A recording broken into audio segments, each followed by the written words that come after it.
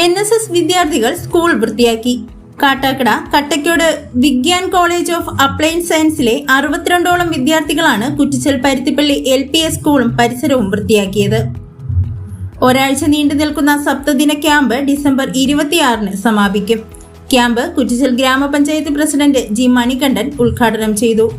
NSS programme ഓഫീസർമാരായ ശാന്തിനി, ശരത് ലാൽ എന്നിവർ നേതൃത്വം നൽകി. Kattakada Vigyan college of applied sciences Kattakode കാട്ടാക്കടയാണ്. അപ്പോൾ നമ്മുടെ 7 ഡേ ക്യാമ്പുമായിട്ട് ബന്ധപ്പെട്ട് നമ്മൾ കുറ്റിച്ചൽ സ്കൂളിലാണ് നമ്മൾ NSSൻ്റെ 7 ഡേ ക്യാമ്പ് ഉള്ളത്.